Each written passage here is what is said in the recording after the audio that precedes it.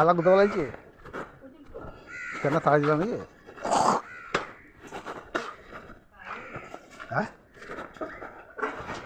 এখন রান্না চাপাও নি এখন রান্না চাপাও নি কি রান্না হচ্ছে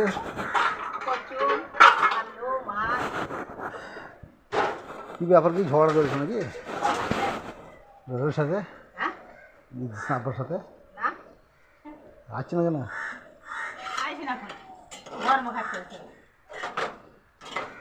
না না তাহলে ঝগড়া আরো করিস আসার কথা ছিল আর্জেন্ট মাল আসতে বলছি যাই দেয় আমাদের সালা হারামিরা কাজ নাই দাও সালা বসে বসে পয়সা ঠিকঠাক দিচ্ছে না আজ তো এই সপ্তাহে বলছে আর্জেন্ট মাল দেওয়া হলো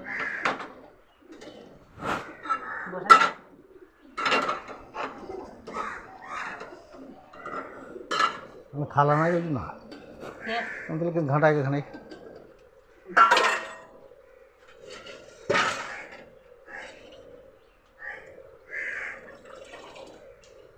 তাহলে মানে খুব ঝড়ে ঝাঁটে লাগাইছো ঝড়ে ঝাঁটে লাগাইছো এটা আসছে না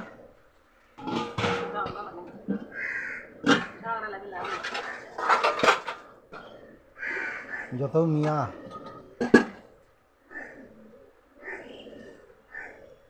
আবার ফুলের বাগিচা হয়ে গেল হ্যাঁ শুটিং হবে ভালো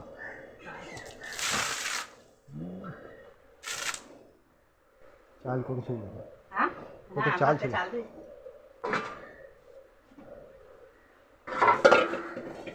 পাখা চলছে বিটি শুনে নাকি তাহলে কেন গরমে জালি আর বাইরে বসে আসো বাইরে বসে আসো ঘর পাখা চলছে আজ বটো ভাই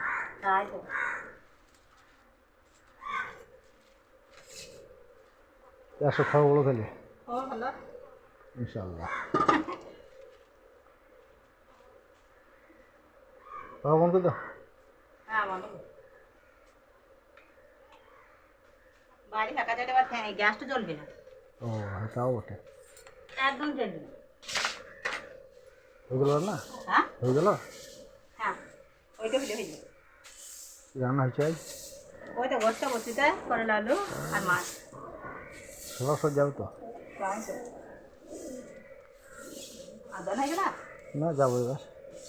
বিট্টু কোথায় গেল বিটে টিউশনে গেছে সকাল টিউশন যায় না 10টায় রবিবারে 10টায়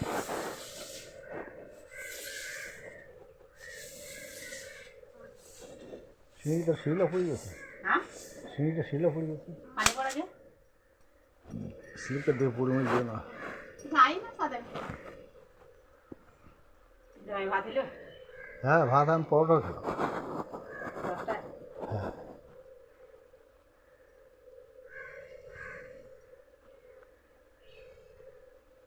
আমাদের আটে গাছ কেটে দিয়েছে সামলা নাতি গাছ কেটে দিছে গুড়াটা না একটা ডাল কেটে দিয়েছে আমার তো মুড়িন ফেলিছে তাই তো নাটলে কিন্তু এই ধরে সময় তারপরে মুড়িন কত হয়েছিল একটি নাই সঙ্গে করে মাইসা করে আর মুড়িন ফেলিছে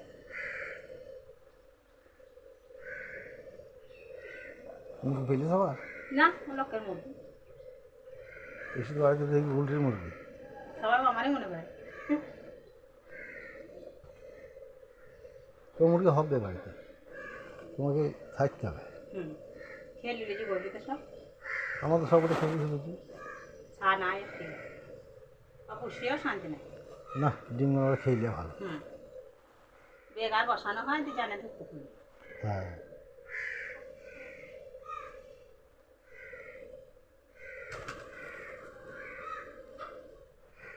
তাহলে আমি বড় ওই পাড়াতে মনে করবি কি এখানে ফোন করছে না কী বলছি কি বলছি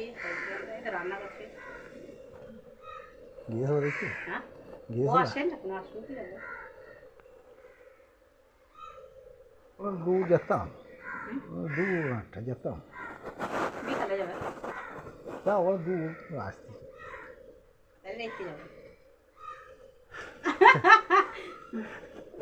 দেখতে গেলে আবার আলতা আর একটু যেতে হবে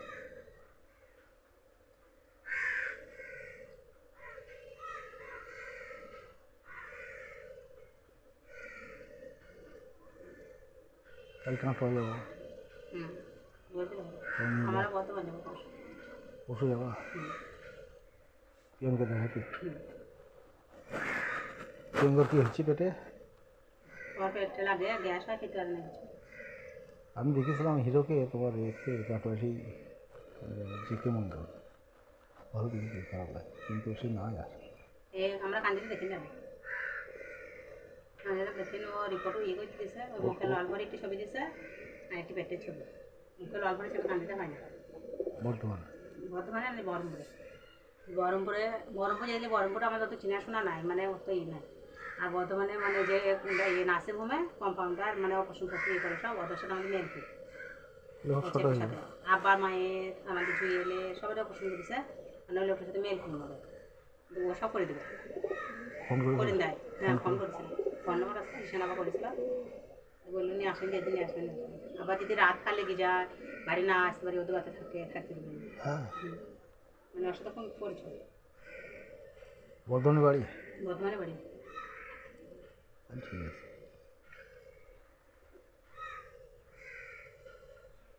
জানাশোনা থাকা ভালো। হ্যাঁ মানে ভাই মুসলমানদের ছেলে, আব্বার সাথে আব্বার মায়ের অপশন ছিল বা জুয়েলের অপশন ছিল।